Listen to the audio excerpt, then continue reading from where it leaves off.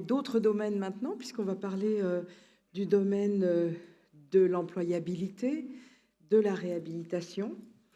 Donc, travailler avec une maladie rare, c'est possible. Alors, moi, je suis dans l'équipe d'Anne-Cécile Petit sur tout ce qui est inflammation, neurodéveloppement et réadaptation, mais par ailleurs, je m'occupe aussi d'une unité qui est le C3RP, donc Centre ressources en remédiation cognitive, réhabilitation psychosociale et rétablissement d'Île-de-France.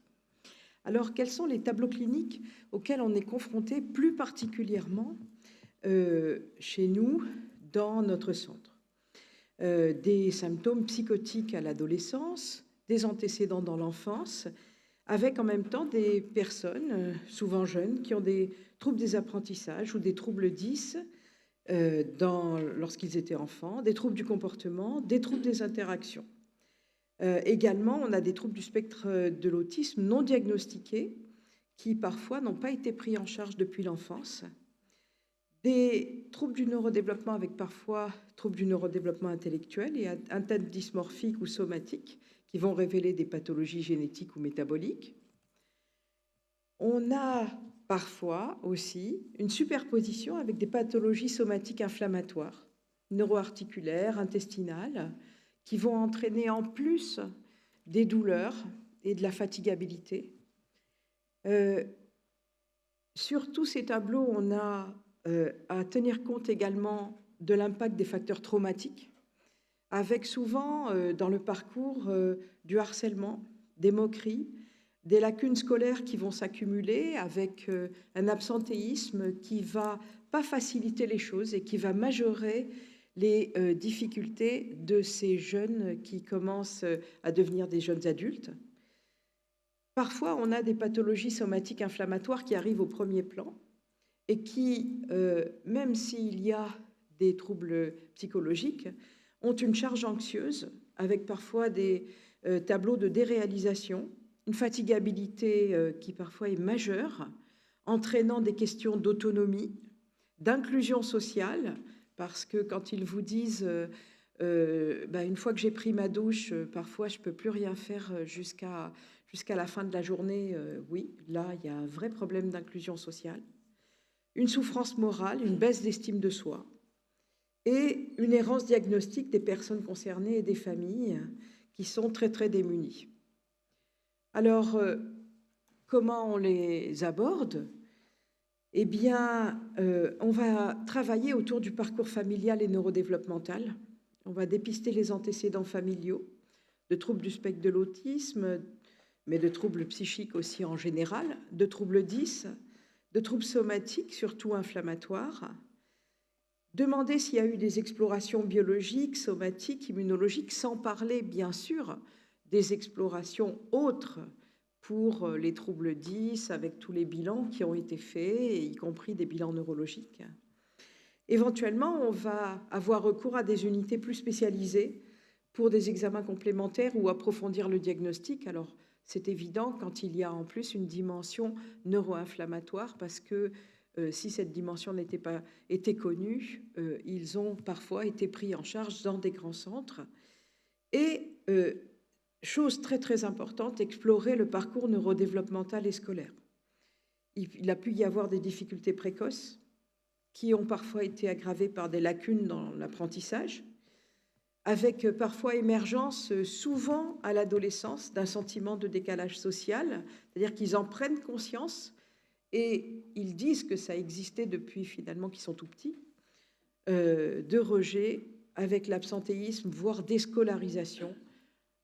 C'est pas rare qu'ils nous disent qu'ils ont arrêté avant le brevet ou après le brevet, ou en tout cas au lycée.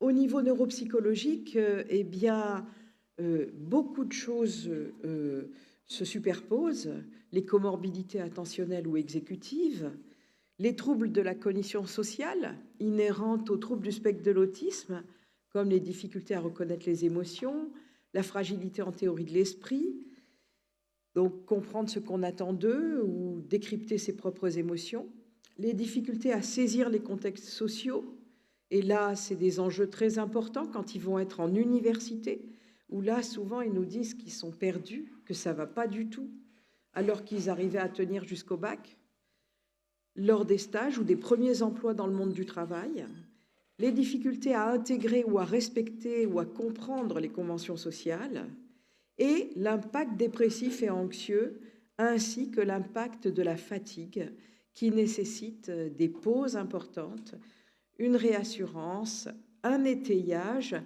et parfois qui les mettent en burn-out. Et là, souvent, on a en fait des personnes qui arrivent avec des tableaux de burn-out.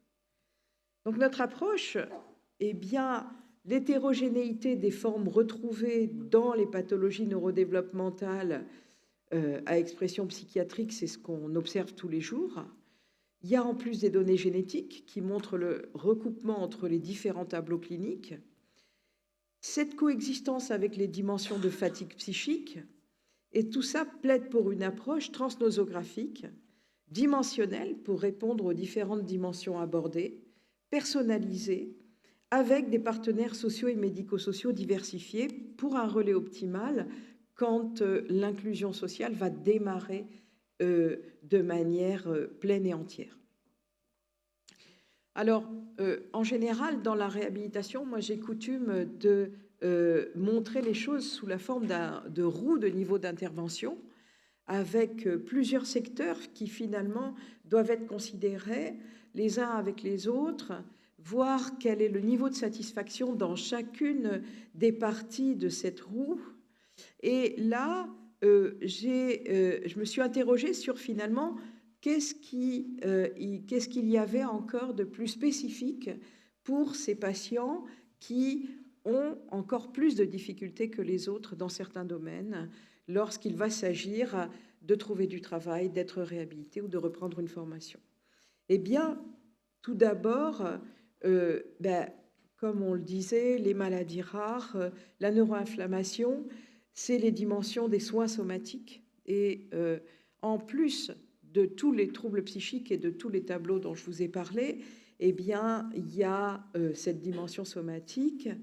Et chez nous, on explore et on a une série d'évaluations pour la fatigabilité et pour la douleur.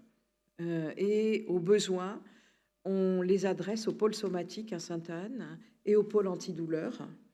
On va regarder aussi l'hygiène de vie, la prise en charge des consommations éventuelles, notamment, et c'est souvent le cas, des personnes qui ont des troubles du sommeil. Qu'est-ce qu'ils prennent pour dormir et combien aussi ils consomment de médicaments antidouleurs. Et ça, c'est aussi quelque chose d'important à regarder, qu'on n'a pas l'habitude forcément de regarder dans notre pratique habituelle.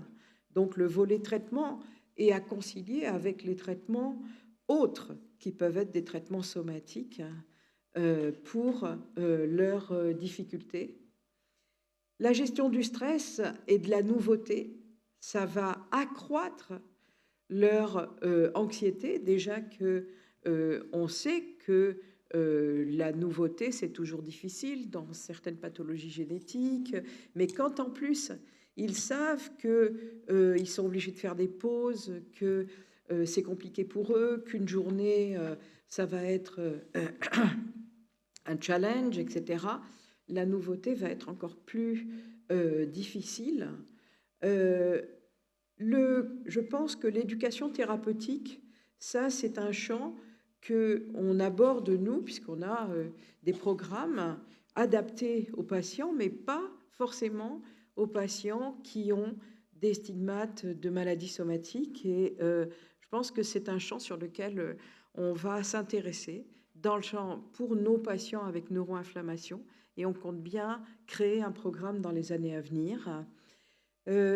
L'importance, j'ai mis le logement, l'autonomie, comme je vous disais, le soutien à l'insertion, les acteurs sociaux et associatifs. Je crois qu'il faudra qu'on développe un contact, enfin des liens importants avec des associations plus spécialisées dans les pathologies de l'inflammation. Pour ce qui est de la remédiation cognitive, je vais vous en parler. Dans tout ce qui va être accompagnement à l'emploi et accompagnement aux études, on va travailler plus particulièrement sur l'aide à l'initiation à l'action et on insiste là-dessus parce que souvent, c'est des patients qui peuvent avoir un manque d'énergie et des difficultés à se motiver. Pour planifier la vie quotidienne, on va séquencer les différentes étapes de la vie quotidienne.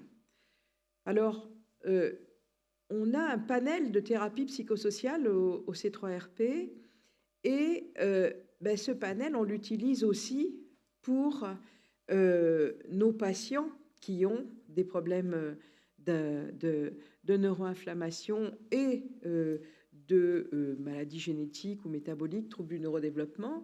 Donc, l'éducation thérapeutique, encore une fois, on a ce qu'il faut pour tout ce qui va être autisme, schizophrénie, mais il faut qu'on développe quelque chose plus particulièrement pour la connaissance du trouble dans les pathologies inflammatoires. Le volet des thérapies comportementales pour travailler la gestion du stress et de la nouveauté. Les entretiens motivationnels autour de renforcer le niveau d'énergie. Les habiletés sociales et qui vont toucher à la cognition sociale avec la remédiation de la cognition sociale et de la neurocognition. Tout ce qui va être travail sur l'environnement avec l'action du case manager, qui va aider. Nous, en l'occurrence, on a une infirmière qui travaille sur un principe de case management avec les patients au domicile. On a également tout ce qui va être donc l'appréhension du somatique et on a mis en place un questionnaire somatique en lien avec le pôle somatique. On l'a créé avec eux et avec le pôle antidouleur, ce qui nous permet d'avoir rapidement au moins un aperçu. Et ce questionnaire est repris par nos infirmiers et ensuite ils font le lien, s'il y a lieu, avec le département somatique du GHU. Et au moindre doute, on fait une échelle d'évaluation de la douleur également. On a aussi de l'abord corporel. Donc, avec Anne-Cécile, je crois qu'il y a quelqu'un qui fait de l'activation comportementale.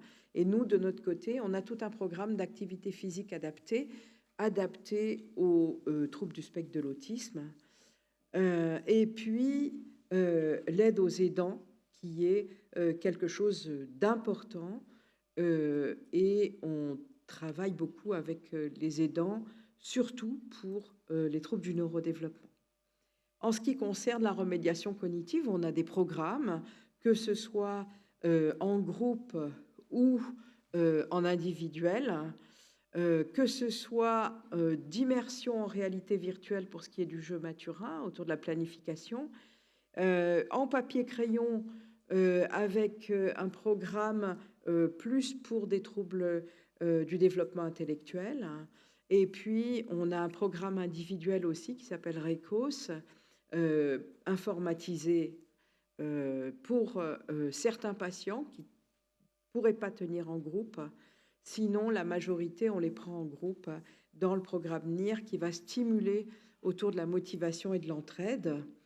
On a également des programmes de cognition sociale.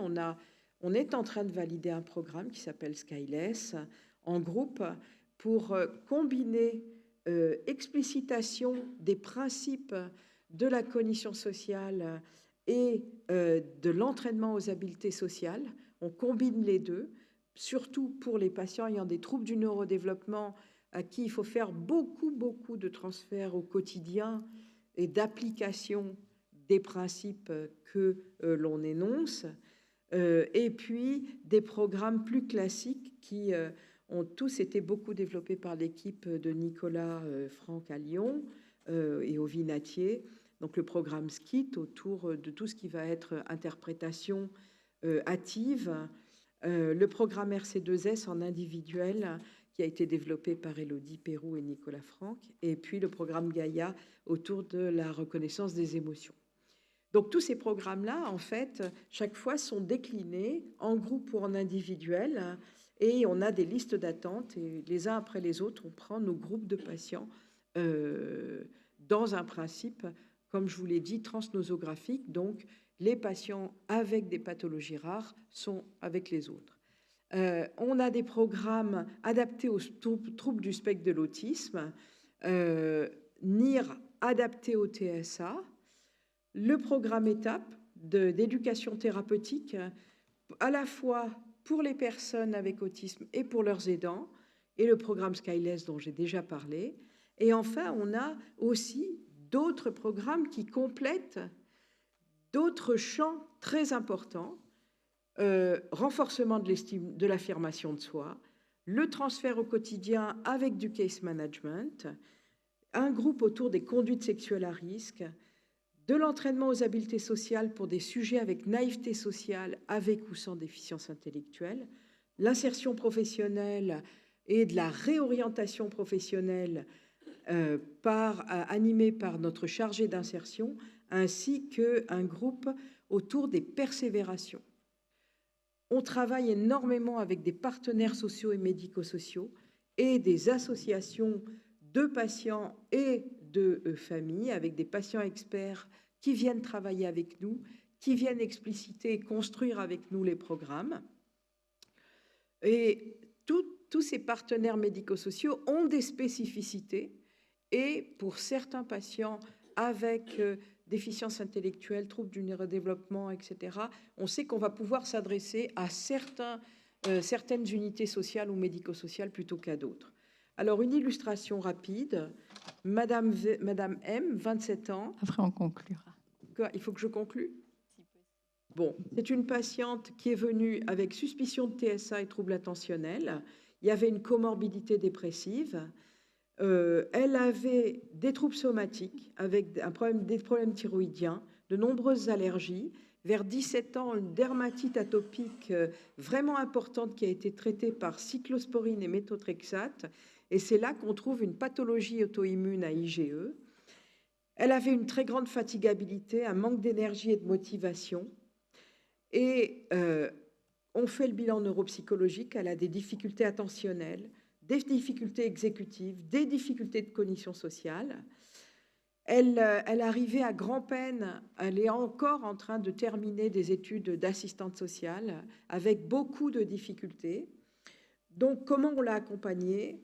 On a mis en place un accompagnement de père aidant TSA au départ, puis ensuite, elle est rentrée dans le groupe de TCC, de gestion des émotions, pour essayer de diminuer la part de stress. Elle a ensuite fait, pour ses difficultés de planification et d'interaction sociale, NIR adapté au TSA.